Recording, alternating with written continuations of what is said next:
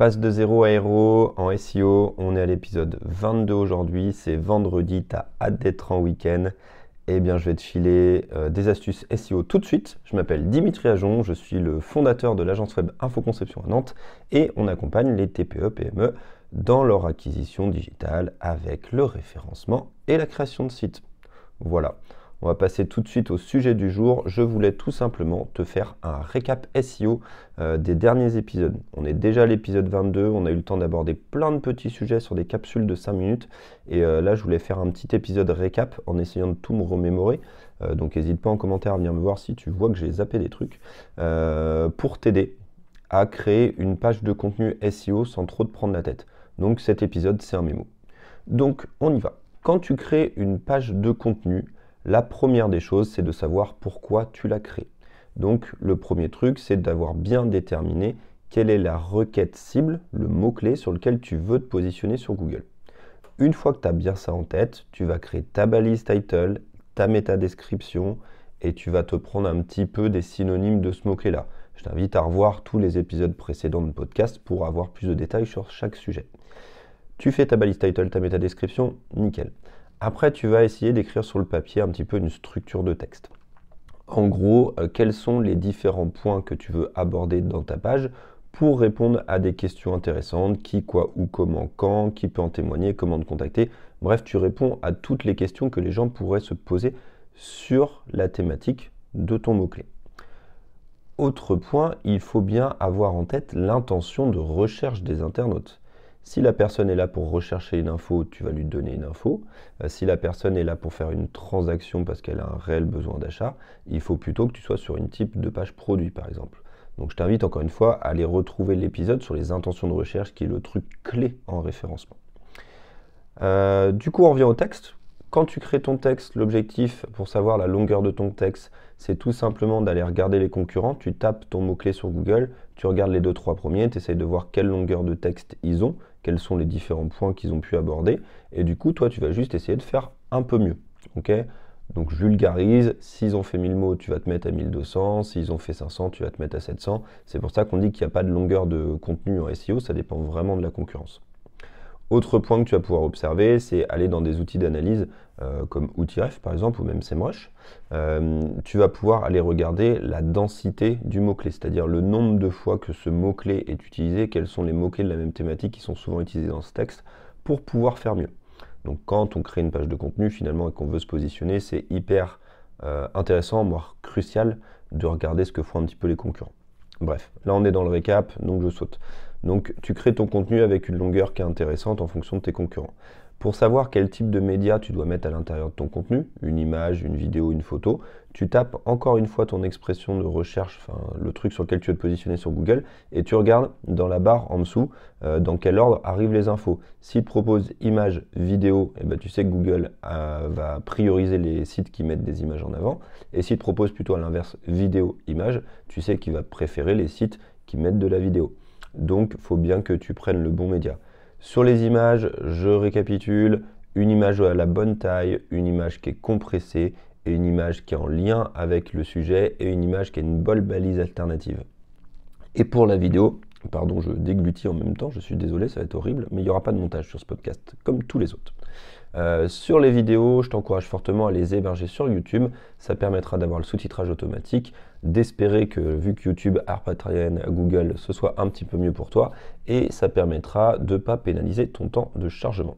Les médias, peu importe lequel tu choisis au final, ce que je t'encourage par contre à faire, c'est de le mettre bien au cœur de ton texte et pas de le mettre en haut comme tu peux voir sur 98% des sites internet, de blogs, des trucs comme ça. Donc mets bien tes médias à l'intérieur. Qu'est-ce que j'avais d'autre en tête? En récap, la structure à chaîne. Donc pense bien que ta page elle doit avoir un titre unique, ton H1, et tu peux avoir après tous les sous-titres que tu veux, il n'y a pas d'importance en fonction de la longueur de ton sujet, mais pense bien avoir une bonne hiérarchie, c'est-à-dire du H1, du H2, dans du H2 tu peux avoir du H3, dans du H3 tu peux avoir du H4 et tu remontes ainsi de suite.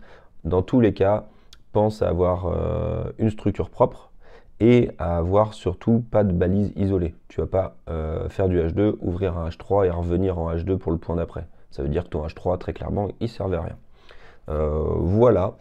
Qu'est-ce qu'il faut que tu fasses? Bien sûr, dans ton contenu, il faut que tu mettes tes mots importants en gras, les mots importants pour Google.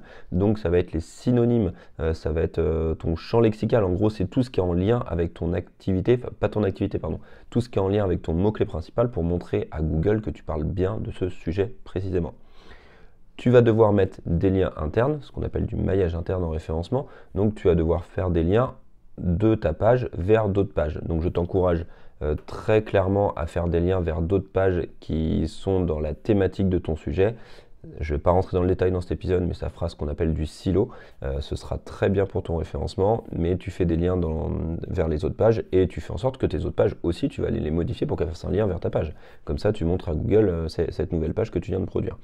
Tu devras également faire des liens externes, c'est-à-dire faire des liens vers l'extérieur pour ne pas te taper une pénalité de Google, pour pas qu'ils pensent que tu l'emprisonnes.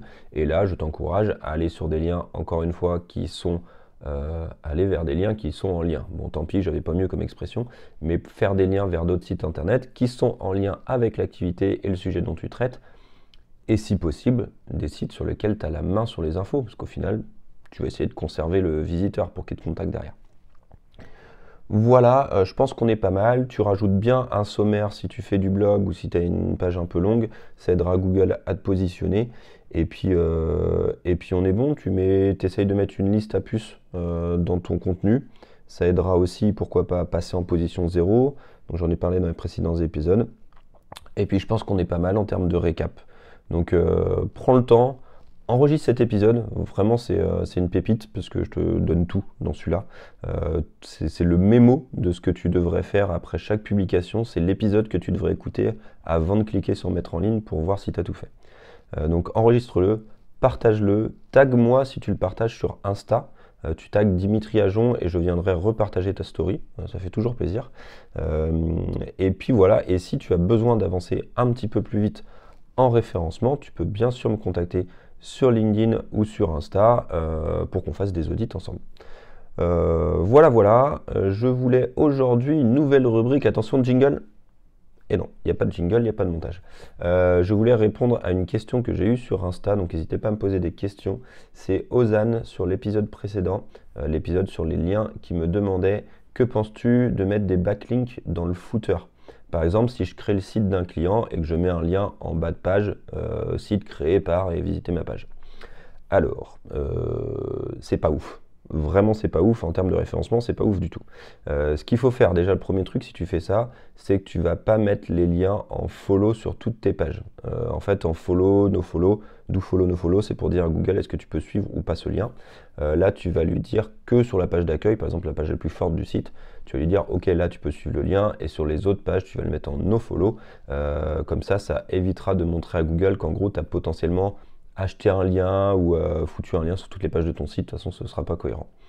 Bon, voilà, ça c'est pour optimiser. Après, ce que je t'encourage surtout, c'est dans le texte de ton lien, de ne pas mettre par exemple site créé par, et puis tu mets le nom de ta boîte, parce que ça n'a pas d'importance, mais par contre, tu peux mettre plutôt ton activité.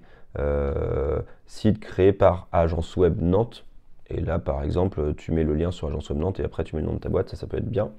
Mais en tout cas, ça reste un lien sur un pied de page, ça n'a pas trop de pertinence. Ce que je t'encourage plutôt à faire, c'est de demander à tes clients s'ils sont d'accord, et si l'activité de tes clients est en lien avec la tienne aussi, surtout, sinon ça n'a pas de sens, de demander à tes clients s'ils sont d'accord pour que tu crées une page de contenu sur leur site, où là tu présentes un peu plus ta boîte, tes activités, en mettant qu'il y a des synergies, etc., etc. Et là tu fais un lien vers ton site internet.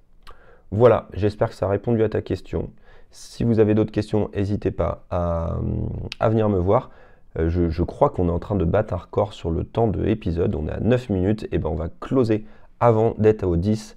Je te souhaite une bonne journée, je te souhaite un bon week-end en avance. On se retrouve sur LinkedIn ou Insta, mais d'ici là, prends soin de toi et de ton SEO. Ciao!